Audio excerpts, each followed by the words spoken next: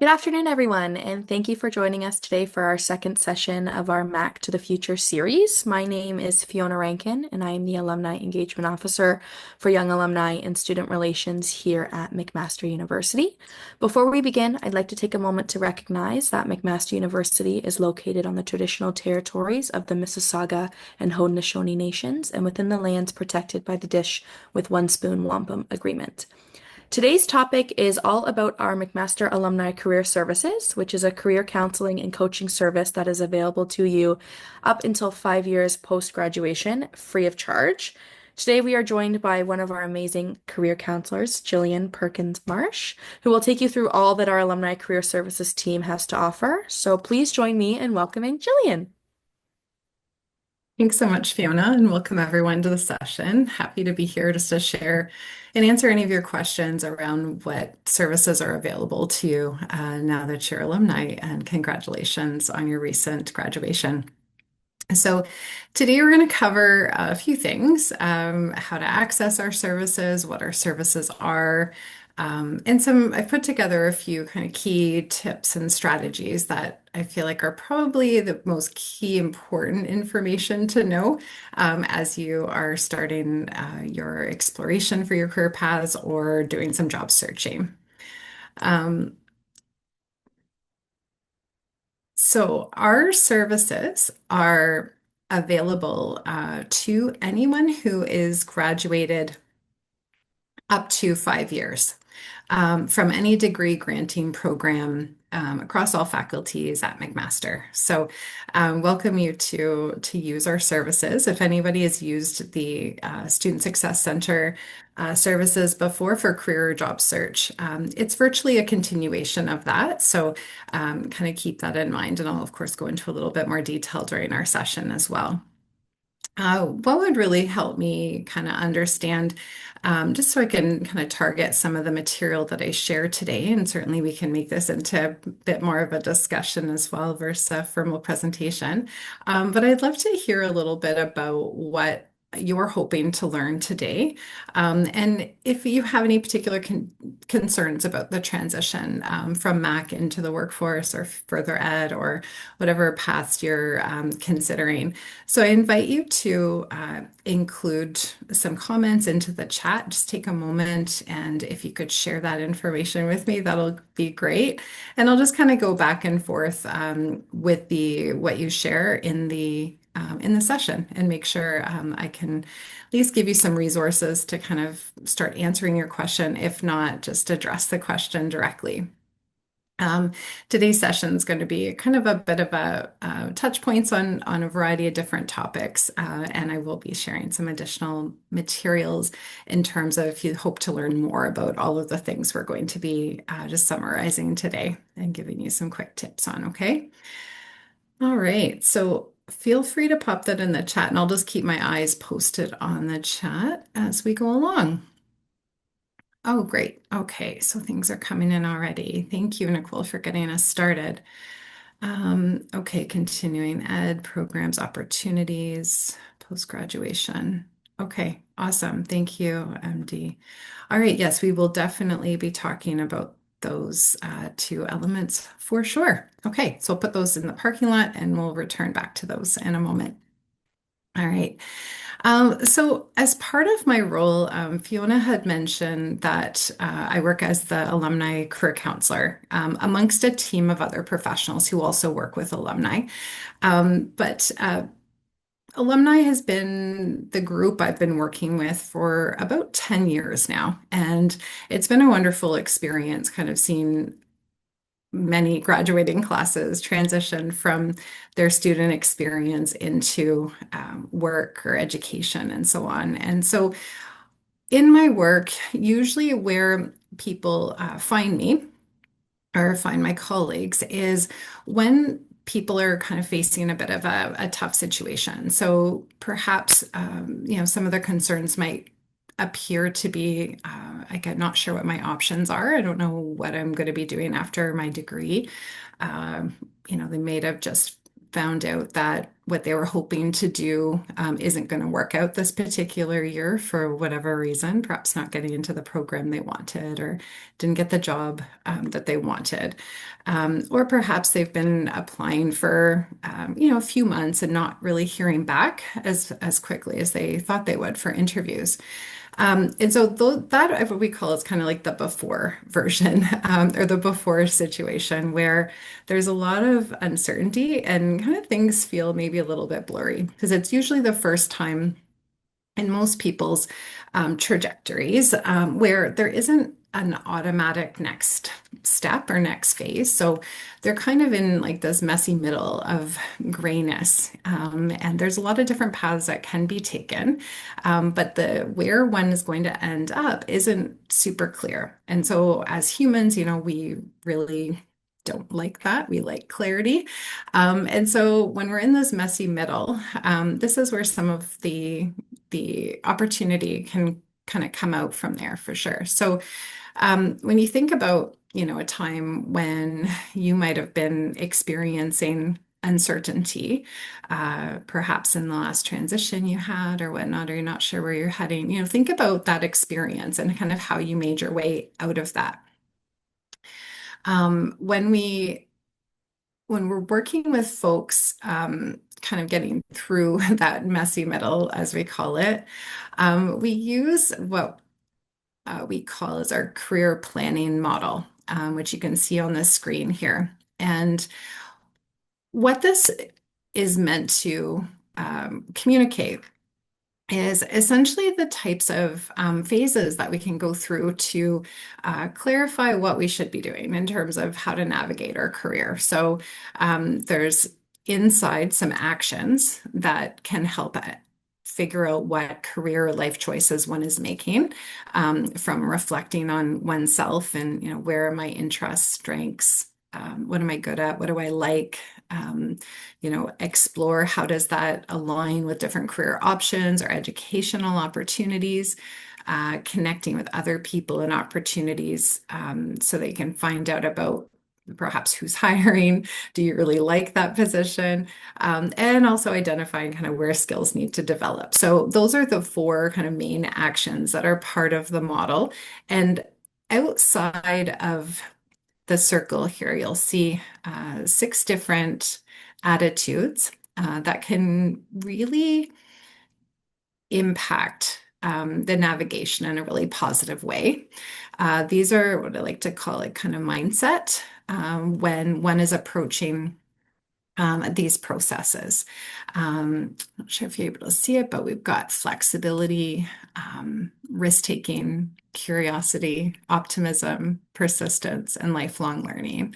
And these are attitudes that come from a theory in career development called planned happenstance that show that when folks display these particular attitudes, it really leads to greater career satisfaction and so on. And so when we work with our clients, we see them kind of in the messy middle, but they move through that messy middle by starting to use the resources that they have, the knowledge that they have.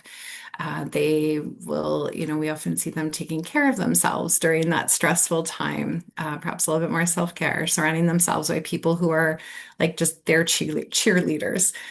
Job search can be kind of an up and down process. And so surrounding yourself with people who will help motivate you and kind of give you a positive frame of mind when you're job searching is really, really helpful. Um, when you start to kind of understand yourself a little bit more, and that's in the reflect section, it ends up resulting in feeling a little bit more confident that you will be able to navigate in the right direction. And so some of the things that we help folks do is just that, is the reflection process. So career counseling, as Fiona mentioned, is one of the services that we offer.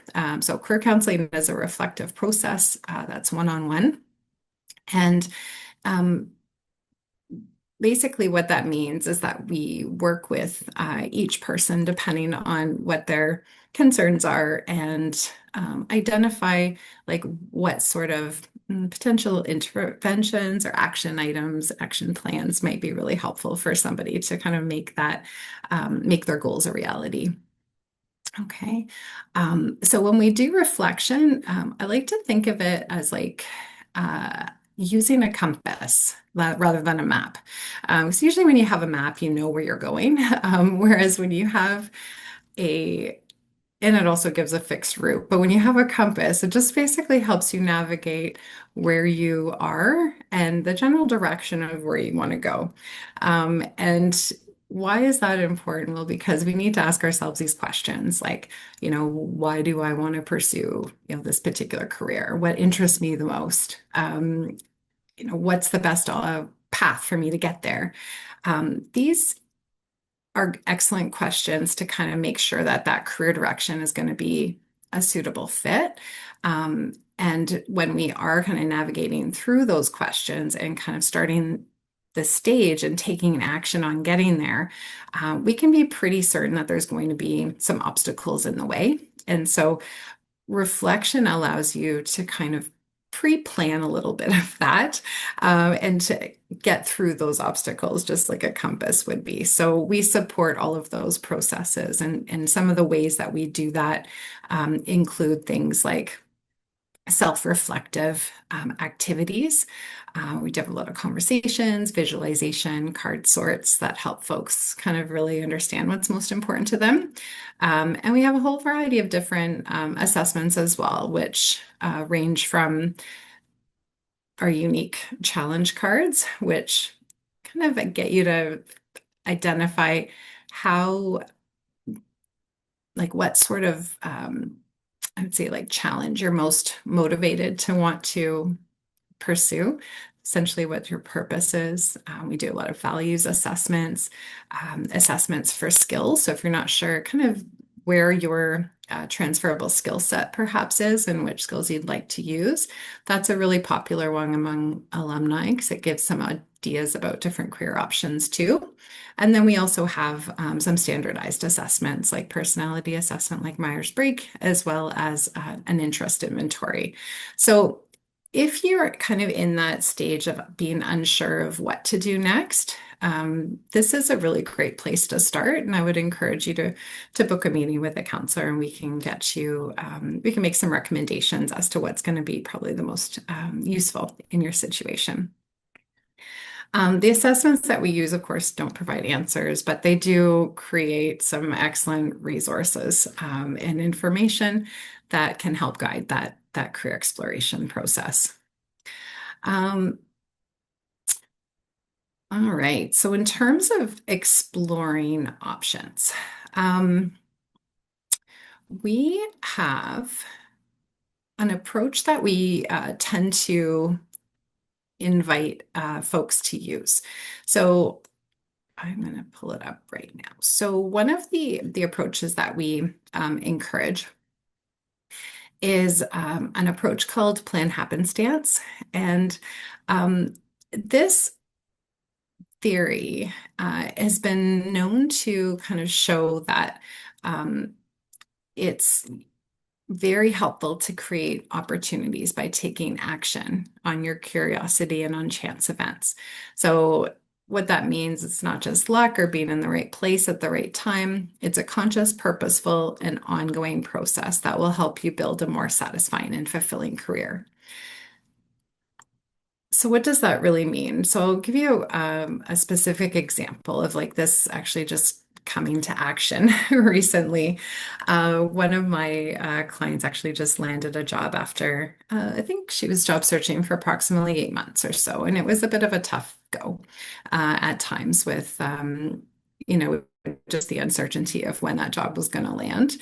A few months into working together, started doing some more outreach, networking, attending networking events with specific companies. And one of those companies was TD. Through the networking event, though that particular event wasn't like immediately translated into an interview, it did translate into a particular contact. When a position came up later at the organization, she was able to reach back to that person that she chatted with, ask more questions about this particular role, get some excellent inside information, and and then of course her skills and her interview skills and her technical skills and her transferable skills kind of led her along the path through the process of the interview, and she just landed. But that particular choice to attend that networking event, despite, well, in her instance, being really busy at work and needing a bit of a time off, she chose to go anyways, and it created that unexpected opportunity that ended up being pretty, I'd say, impactful in terms of her outcome that she just experienced recently. Okay. So when you can take action, that's going to be your best opportunity. It really helps kind of explore what's out there. In her case, where she ended up, the type of job she ended up actually interviewing for was one that previously she wasn't sure if she'd be even qualified for. But through those conversations, she kind of learned about that opportunity as one that she had never even thought was a possibility, just by talking to the recruiter at the organization. So that's really exciting stuff, when you think about the potential outcome. So when we explore different opportunities and different options, there are a few different ways to do that, right? There's that kind of approach that I just mentioned in terms of like connecting with other people. But then there's also some really great career and information resources online. So I put some links to these resources on this slide here. And these slides can be shared after the presentation as well, so you can have access to that. Okay. All right. So I am just going to take one moment here to go through a few of the questions before we kind of get into the next stage of this particular slide. Okay. Okay, so someone's asking about the resources and opportunities available to alumni. Okay, I think, yeah, we can address that now. Um, So there's a lot of resources, I suppose, as kind of think about what's out there, a lot of resources to explore different opportunities. I've put a few on this slide just to get started, but I have a few more resources I'll refer you guys to, so you have like a full comprehensive list of all the resources that you have available to you. But if I could just get a sense of how many of you are familiar with Oscar Plus? Do you use it very often?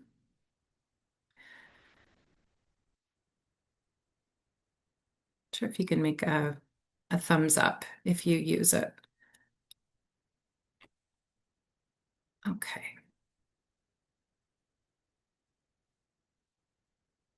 Okay. Well, what I'll do is I will put, so it doesn't seem, yeah, so yeah, assume there's gonna be some of you assuming that you're familiar with it, some folks that are not familiar with it. So maybe what I'll do is I'm going to switch up my screen for a moment, and I'm just going to show you a couple places on Oscar Plus that you may not have been aware of. That might help with that building of experiences, as well as your awareness of what you want to do after. So bear with me for one moment. I'll pull up Oscar Plus.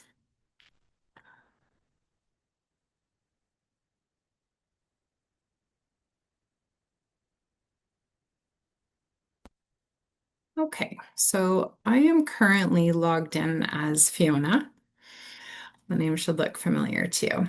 All right, so when you get into Oscar Plus, so the URL is going to be oscarplusmcmaster.ca. You're going to have access to it for the 5 years that you have access to Alumni Career Services. And this is the main dashboard, of course, with a variety of upcoming events and workshops and so on.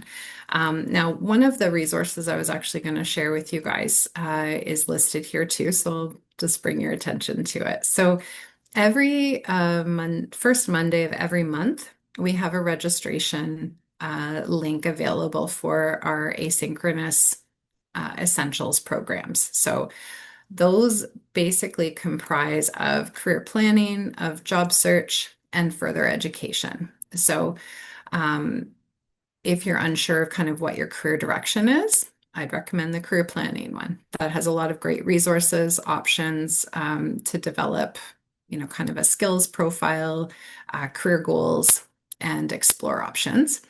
If you would like to hone more of your job search strategy skills, like, how to do it, and we have this job search essentials one is quite extensive, and it has a lot of different really great resources, including tips on networking, as well as a variety of job banks that are industry specific that a lot of people don't know about, which is actually one of the strategies I'll give you later.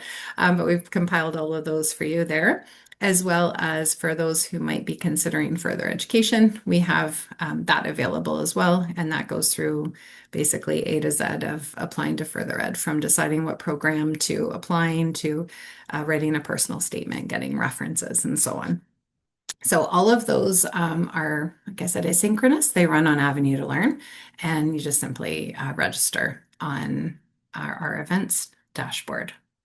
Okay, so if we were to go to this one, well, for those of you who are not familiar with Oscar Plus, you may or may not know that we do have a job board. And a lot of our jobs that we do post are for alumni. So there's often a misconception that they're just for students. That's not the case. In fact, the most jobs that we have posted right now is immediate full-time. So those would be considered for alumni because they start right away. Contract jobs, these are just quick links if you want to see at a glance, as well as we post what's called Outcome Campus Connect opportunities, which is a partnership with TMU and the government, and there's a variety of postings on there as well. Okay, so you can also do a regular search of job postings if you're wanting to search for particular types of roles. Otherwise, you can just kind of look at the general listing here. Okay, then we have this part. This is one I wanted to kind of showcase. So volunteer connections and experience building section on Oscar Plus. Some of my colleagues at the SSC work hard to create and post opportunities for a variety of different roles. So if you're concerned that, maybe you feel like a gap would be a bit of experience, or you want to be doing some sort of experience or project or skill building thing while you're job searching, this is one great place to kind of check what's available. So I usually click position type here so I can easily get a sense of which ones are volunteer positions. And then feel free to, of course, click on any of those and it'll have the information on how to apply. And then there are, the skill building ones, which are quite helpful. So we've got wave makers and IBM Z posted right now for IBM. And then there's also another type, which we don't have any posted right now. It looks like they must have expired, but it's something called a career track. And those are open to alumni as well. They're short-term project-based experiences where you get an opportunity to work with an organization and gain some additional skills. So I've had a lot of success with my clients kind of building or basically testing out an area to make sure that they like it before they pursue it. All right, so that's Oscar Plus. If there's any questions for Oscar Plus, feel put that into your chat. Oh, I see a couple here. Good question. So you will access Oscar Plus the same way you always have, even if you don't have access to your Mac ID or Mac email, excuse me, because the Oscar Plus and Avenue to Learn login actually is based on Mac ID and password. So although you put in your Mac email, it doesn't actually need to work. It's just pulling the Mac ID. So use the same uh, the same login as you did as a student. It doesn't change. I know it seems confusing though, people. So thanks for the question. I appreciate it. Okay, Narjas, good question. So the question was around relevant networking events for companies. So we post them under the events tab here. So there is Looks like there's not too much going on right now because it's the summer. So they'll really ramp up in September. The purple are employer sessions. So we do have a women in technology one coming up, but basically you can keep checking back to the calendar, and you can toggle the filters if you want just information about the employer information sessions. Um, the other thing that we do is we will sometimes post what we call non-SSC events. So these would be networking events for different organizations that have asked us to help them promote their resource or their events. So these will come up as well. Again, the calendar is a little bit sparse for July, but because of the summer, but things really ramp up in the fall. Okay. And this is where you'll find all of the upcoming events as well. So we're starting to populate some. A big one will be September 18th as the career fair, and that's a really good one for new grads and alumni final years as well, because there's a lot of employers that are hiring and they're really keen to be here, as well as we have this large event too, the professional fair, and that's for anybody looking for further education. So I encourage you to do that. It's on campus this year as well. All right. Okay, I think that answers that question. So I'm just going to go ahead and stop sharing this for a moment and go back to the slides.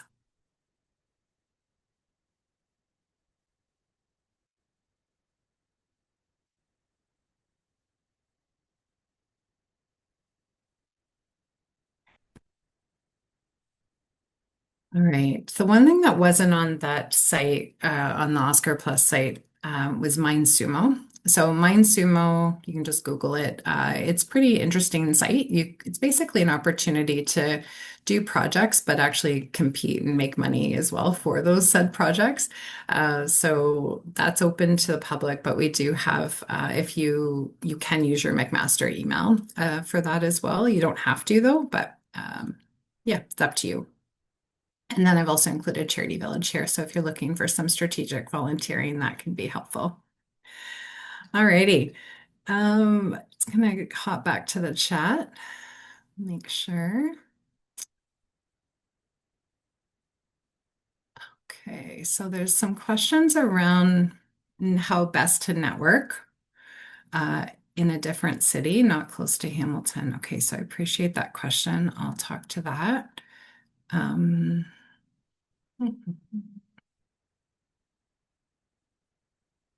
okay.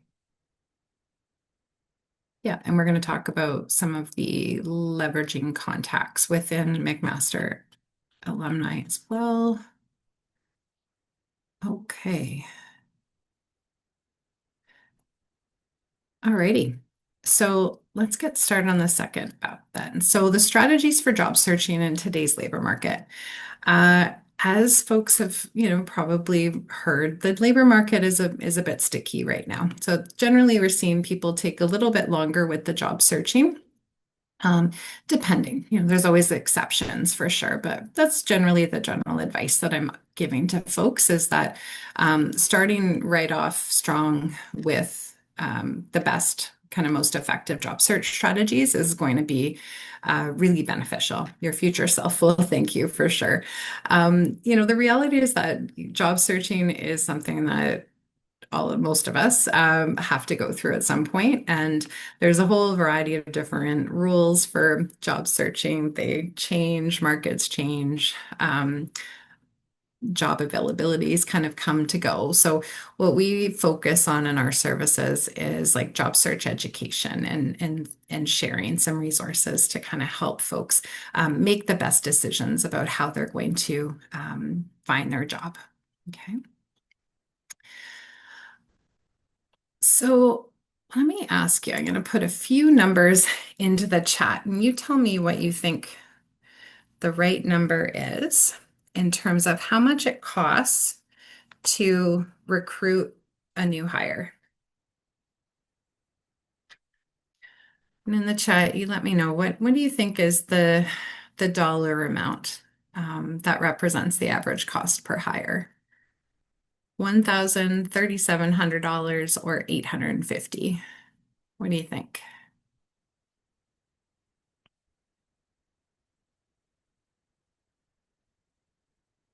Okay, we've got 4,700 as a guess.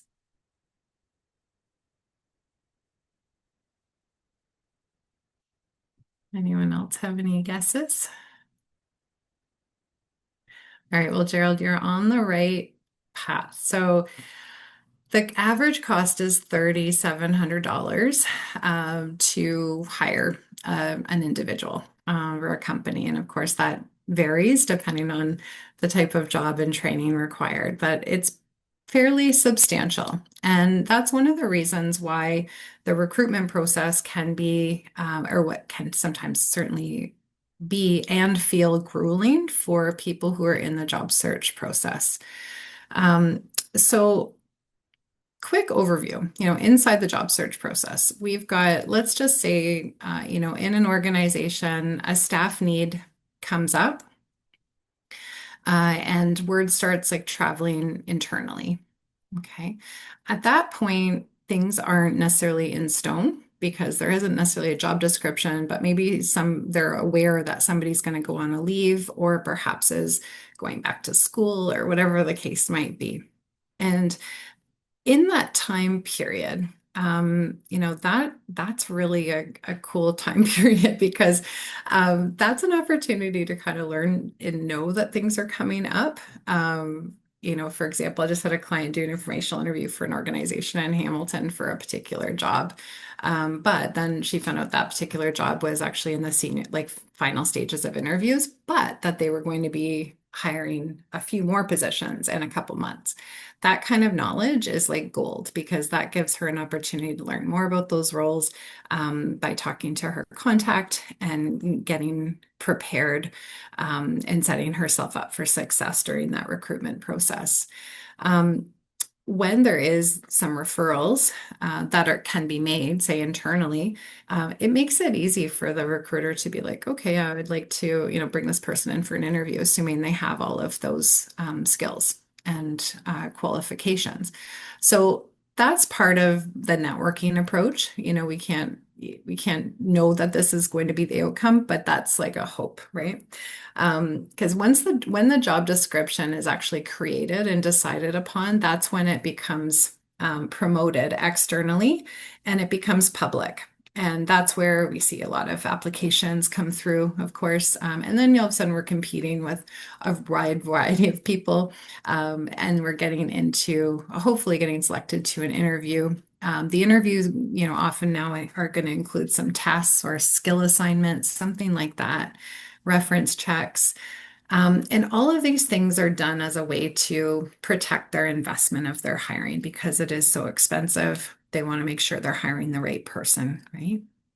And so the hiring process itself is going to be different depending on the size of the organization, for sure. So it's hard to, there isn't just one kind of answer, like how long does this process take? Sometimes it's really quick, sometimes it's really long. Average 1 to 2 month process, I would usually say, is like a recruitment timeline, but oftentimes, there's exceptions to that. So it really just depends on who's leading that process. So, wanted to share with you some job market intel for today. So, staying on top of job bank postings, of course, this can be super helpful, and that works for some job seekers, particularly folks that have had kind of a good sense of like a bunch of experience in that area they're applying to as well. Um, applying to jobs on job boards or something everyone knows how to do. So we often focus more on like the hidden job market, which would describe those positions that are not yet posted or not widely advertised. So here's some information that kind of shows that. So this particular graphs, they're shown or they're taken from recruiting statistics for 2024. So applicants by source, this particular pie chart shows how applicants uh, are divided based on how they search for jobs. Okay. And then over here is how the hire was sourced. Okay, so these are the people that have been successful and where their applications came from. So what we can see is applicants by far use job boards to apply for jobs. Huge amount, no surprise there.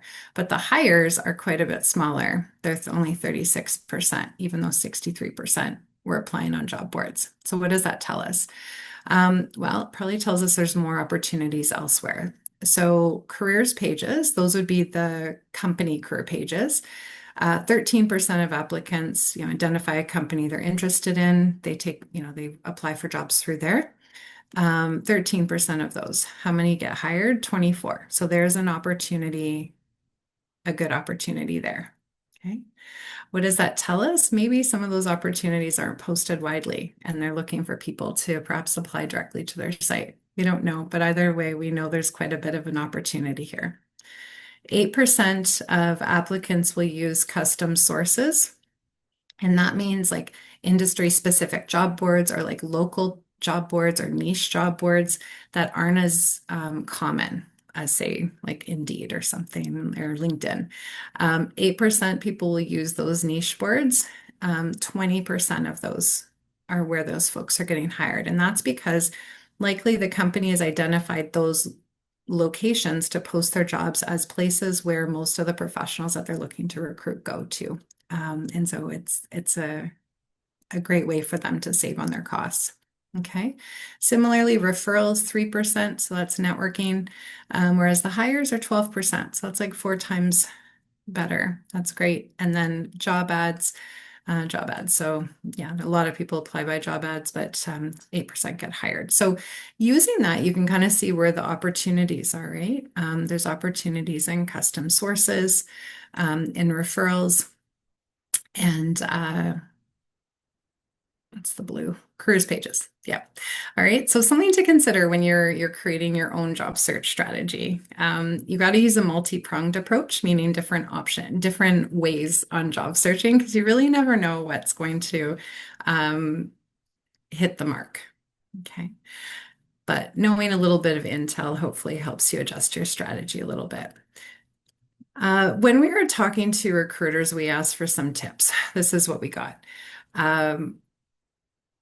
Biggest thing from recruiters, and I know this is going to sound pretty basic, but it's here for a reason because a lot of recruiters are hiring managers. A lot of applications they get perhaps those applications, it does not appear that the individual read the job posting. It doesn't seem clear about why they're applying. That makes it almost impossible for somebody who's doing selection to determine if that person could have been a good candidate. I mean, it is an easy decision if somebody hasn't kind of customized their material and shown that they're a good candidate. Yeah, so what do we get from that? I mean, number one tip, make sure you're reading the job posting. Really, when you're reading the posting, I usually recommend like highlighting the key terms, keywords, the skills. Really read it like 10 times. Really identify like what are they really looking for? What does this job involve? And think about what are your proofs that you're going to be able to share to demonstrate that you would be a great person to come in and interview. All right. We want to make sure that the recruiters I guess you can make their job as easy as possible. So this is one way to kind of look at it. It's really they doing informational interviews or career chats with people who work in organizations is super helpful. I'm going to show you some resources on how to do that as well. And a lot of folks will, if you have an opportunity to write a cover letter, I recommend do that. It's like your opportunity to show your individuality amongst all the different applications. And above all, be empathic. There's a high volume of applicants, and the recruiter slash hiring manager's job is usually pretty challenging. So just embrace it with a bit of empathy, that things may take longer than we'd hope, but we can just assume people are all trying to do the best they can. All right. All right. So that brings us to networking. I think somebody in the chat had mentioned um, some around, yeah, networking in different cities. Okay. And also pivoting from one career to a next. Okay. Um, I mean, I think in terms of pivoting from one career to a next, we've got a little bit of career research, and then we have a lot of networking that's going to be really useful for that too. Potentially probably some strategic uh, identification of whether it's a certification or some sort of experience that can kind of demonstrate on paper that that pivot is looking to happen. So that somebody looks at your resume and they all of a sudden know totally what you're applying to. That would be important. Um, okay. Alrighty. So we'll get right into this. So in terms of networking, um, one of the things I hear a lot is folks kind of assuming they don't have a network. And I get it. We think of networking, it's sort of used in a really professional way. That might be like more maybe aligned to like events and that kind of thing. But in reality, honestly, networking is just relationships. It's social capital. If you have some friends, family, colleagues that you worked with before, classmates, you already have a network. People are often, connected in really interesting ways. And so it's always best to start with the people who you know best. Those are called warm contacts. And then you start learning more about who else is out there, and meet new people. That might be more of like a cold contact. We hear of like, oh, how'd you get the job? Oh, a friend of a friend of a friend, referred me. That's how all of this kind of stuff happens. But one of the things that we need to kind of keep in mind is that for any of these success stories to happen, somebody has to be open to or like be clear about the kinds of roles that they're interested in pursuing.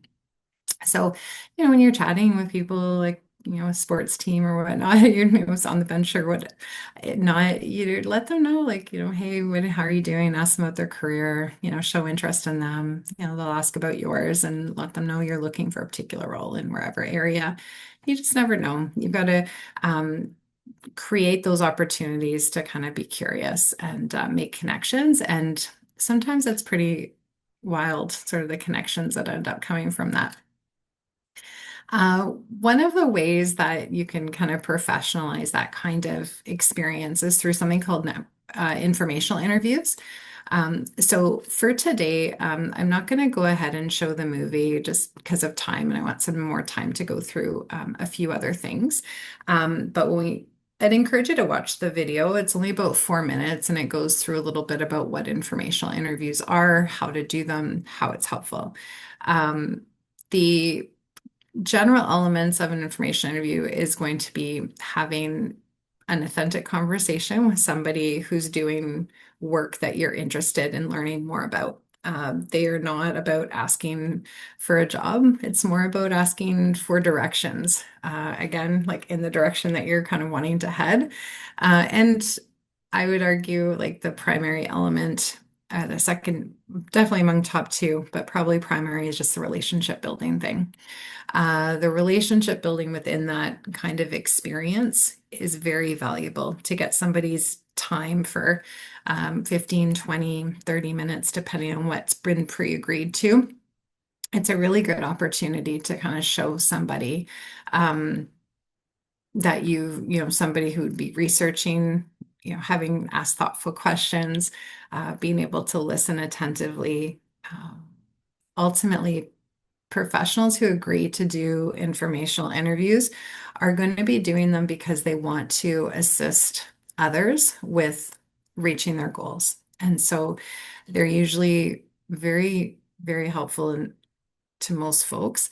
And you can learn more about different career paths, about accessing the hidden job market, like I mentioned earlier, types of career choices that might be that you may not have ever known about, that they might say, like, hey, did you know, like, there's this kind of position, your experiences might be really aligned to that.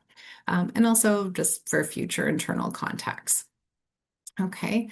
Um, One of the things that folks usually get worried about is like how they actually make a connection.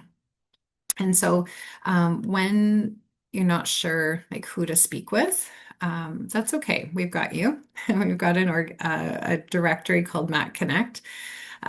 So some of you may have already been familiar with Mac Connect, but it's pretty awesome. It's our new directory for making connections across the McMaster community.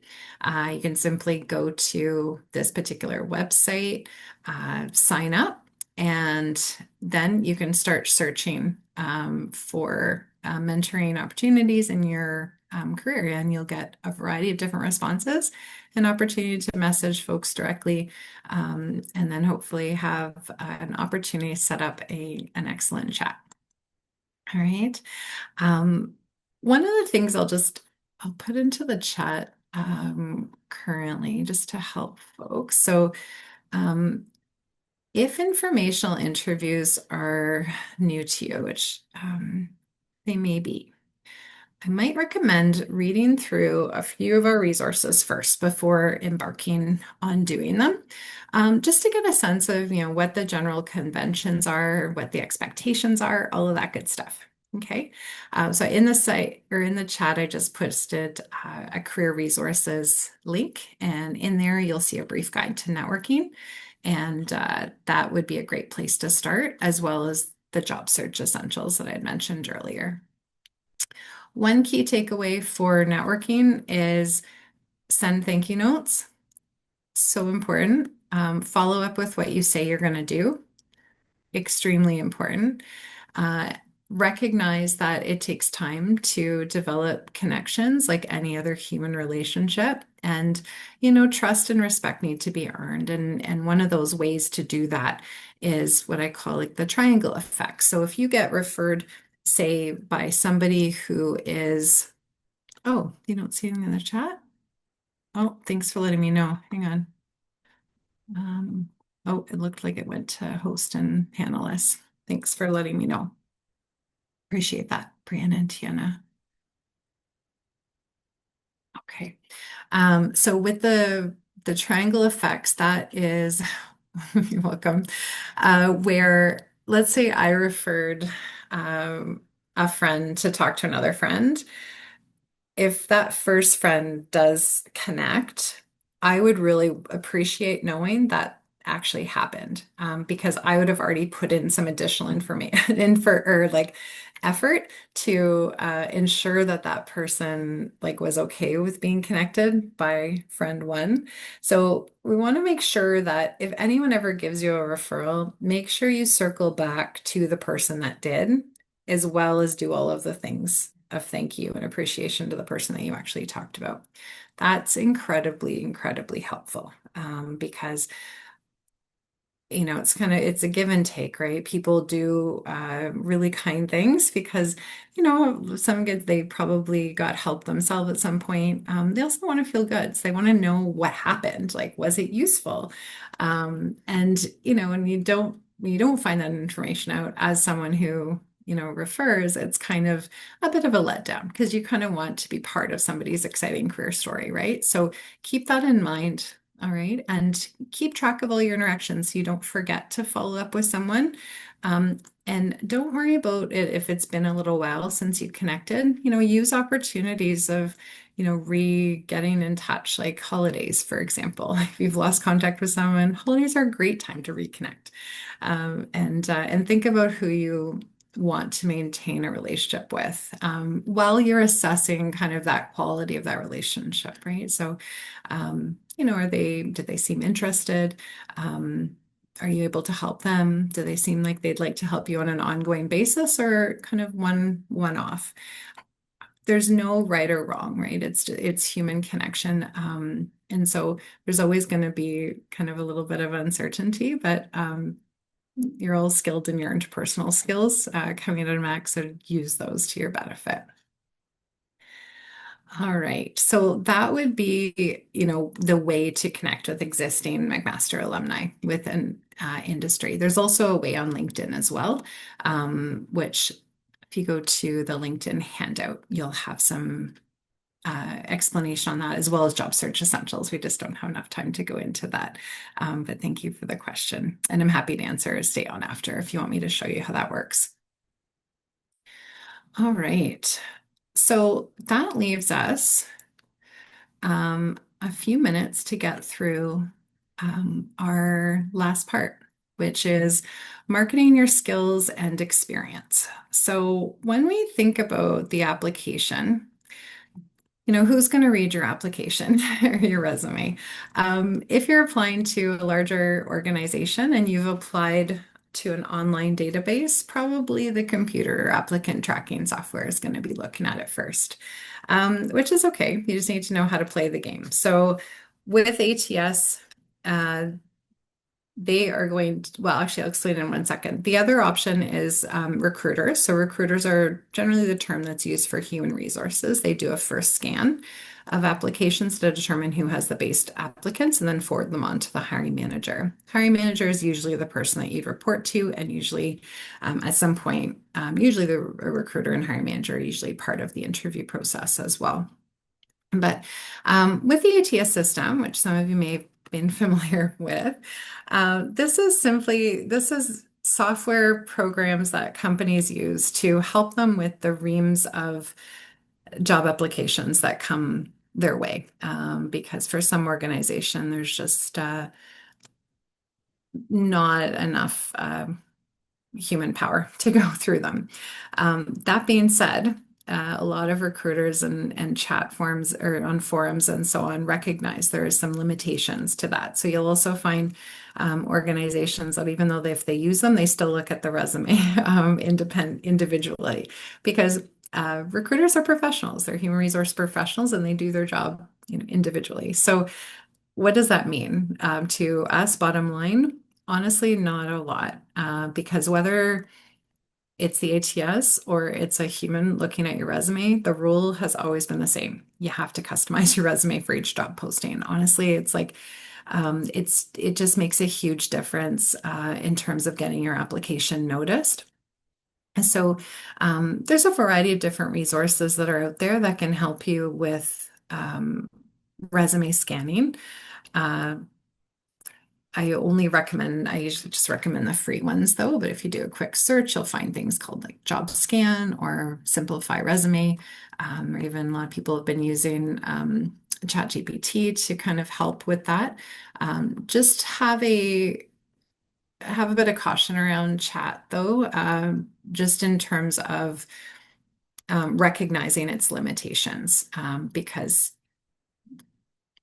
currently like it's not a very good writer. And so it's pretty obvious to folks reading resumes if it's been written by AI. So because it lacks the personal element to it. So keep in mind that when you're applying, we want to make sure your individuality. So certainly AI can be used for generating ideas or kind of getting, kind of stuck if you're in a bit of a situation on not how to explain something and then rewrite it though to make sure that it incorporates your individual experience because that's really your opportunity to show the individual experience. So, and we know, what really helps, right?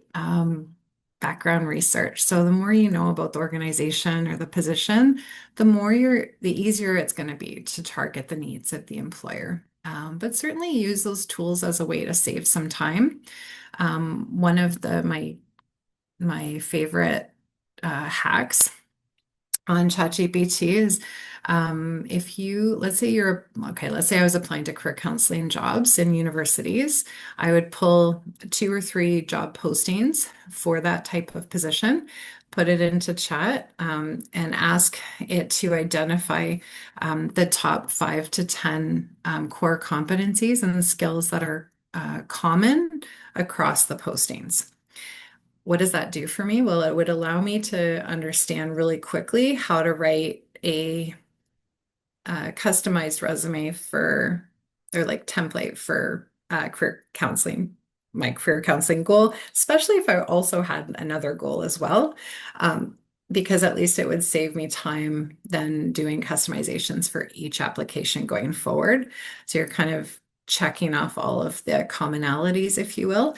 So people usually find that kind of strategy helpful. It just, yeah, it saves a little bit of time. We always did the same thing before ChatGPT came in. We just did it manually, but it does really make it a little bit quicker. But certainly have different varieties of resumes depending on what you're applying to. Okay. And, when you can make sure that that communicates that, that's going to be super important. All right. So we're going to do a little quick analysis here. So, hiring managers look at resumes for a very short period of time. I'm curious about your observations um, for the resume on the right. What do you think about Dana's resume and compared to Robert's resume?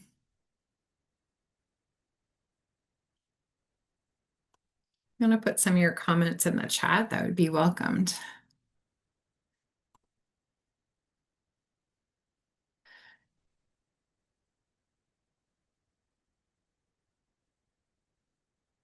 Okay, we got Crowder.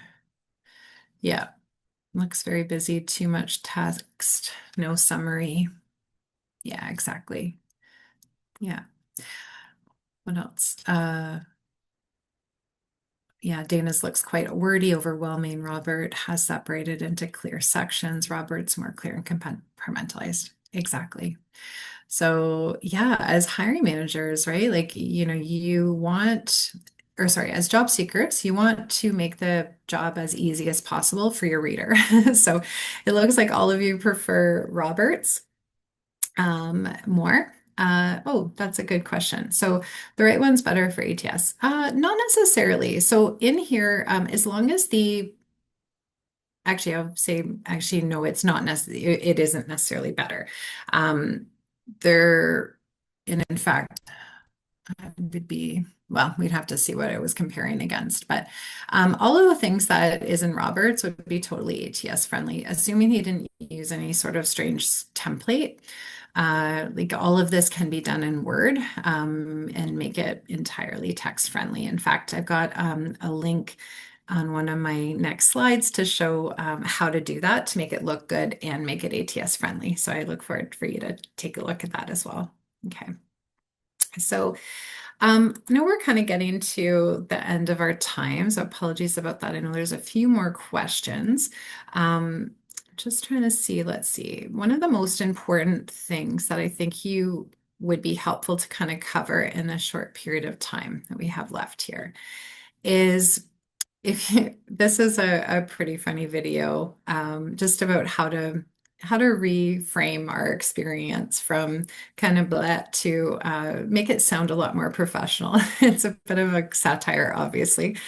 So I encourage you to watch that later. But when you create your bullet points on your resume, make sure you frame your experiences as accomplishments. Okay, so these are the bullet points that describe the experiences. You always start with an action verb, what you did, and the positive result. Okay, those three components create an accomplishment statement. I'll give you an example. So,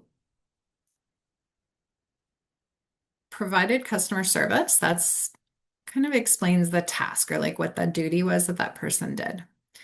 Um, provided customer service to 20 clients an hour. Now it's giving us a little bit more information in terms of the verb and a little bit of the context, but we don't really quite have the result yet. So it's not quite a source statement yet. But then when the person adds, offered excellent customer service to 20 clients per hour, which resulted in the creation of a loyal customer base and an increase in store sales. Now we have an accomplishment statement. So when you do accomplishment statements, and if you sign up for Job Search Essentials or attend one of our resume workshops that specifically just talk about resumes.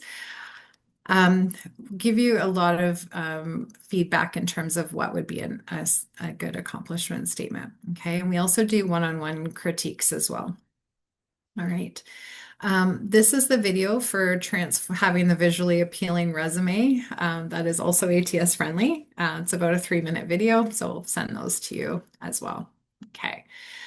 So these are our supports that we offer in a nutshell.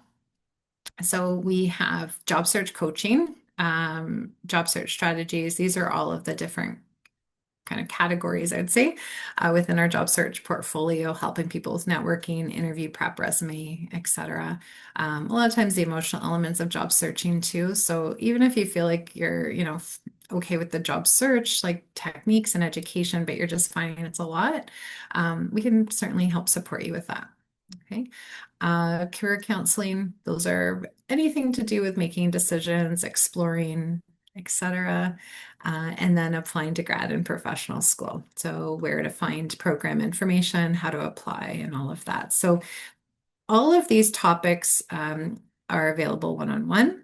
We also have workshops at different points of time, as well as events to kind of support all of those 3 key areas. Okay. So how to access service. We have a variety of information on our website, of course, but basically through Oscar Plus is your best bet.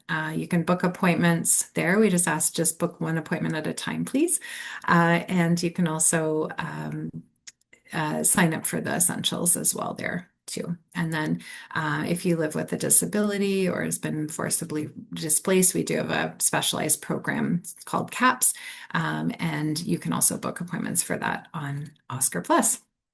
So those are a few of the services. I guess last kind of thought is like a career just isn't something you pick, it's something you create through many choices and changes. And I think keeping that in mind while you're evaluating decisions, deciding what to apply to, what to interview, accept, etc. Keep in mind that your first job is never your last. You'll have what is it, 15 to 20 different jobs in one's career, as according to latest statistics. So there's lots of opportunity to grow, explore, develop, and evaluate where you want to go next. So keep that in mind. I've got some additional supporting resources for you as well. And I know I'm aware of the time. I'm just going to check the chat real quick. Yeah, we'll make sure the slides get emailed to you after the section or after the session, excuse me. Maximum number of pages on a resume, 2 pages. Right now I've been recommending 2 pages, yeah, for the majority of folks. Is it necessary to add a highlights qualification section? No, it isn't. However, if your experience is diverse or varied, and it may be helpful to pull a theme from your experience and create a highlights of qualification section to help people kind of see that value. If you're hesitant on it, if you already have a lot of super relevant experience, then you can probably just start with your work experience and that would be fine, but it really depends on the individual situation. Okay. I hope I have answered most of the questions on here. I see there's a couple just to the host and panelists, so I will stay on and respond to those in a moment. Do you have any other questions before we kind of wrap up? Yes, it is. It'll be shared later. It's being recorded. Yeah, as I mentioned, the slides will be sent by email after the session. How to switch between academia and industry? That's a great question.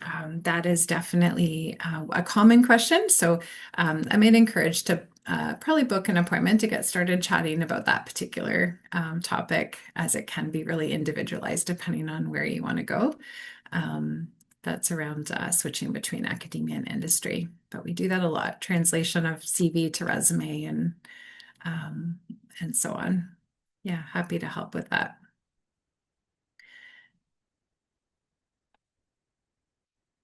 All right, you're welcome. Uh, Good question, Tiana. Thank you. So the question is, during the career counseling session, do you go over a skill scan, MBTI, and other tests, or is it something we can access ourselves? Super good question. So usually what we do is we kind of do a preliminary meeting with you and kind of determine, what would be you'd like to kind of complete and what you would like to gain, I guess, from doing a variety of different assessments. And then we get you set up for that. And that is free of charge. Actually, thanks to the Alumni Association. So thank you. And we will, yeah, we will go through the results of MBTI in the appointment itself, because it's a standardized assessment. But some of them, like Skill Scan, you can see your results right away because it's a self-directed one. You can just send me, actually, I'll send you an email. You can send me an email and yeah, just feel free to send me an email for what you're interested in. I can just, we can have a private conversation about that. Um, okay, I think I caught all of the questions. Apologies if I missed anybody's questions, but you know where to find me, so feel free to reach out and be happy to chat. And yeah, during the month of July, a few of my colleagues will have additional appointments for alumni because I'll be away for a couple weeks, but I'll be back in August and have lots of appointments available. So yeah, I hope to meet you guys then. Thanks, Fiona. All right, have a great day, everyone, and don't be strangers. Take care.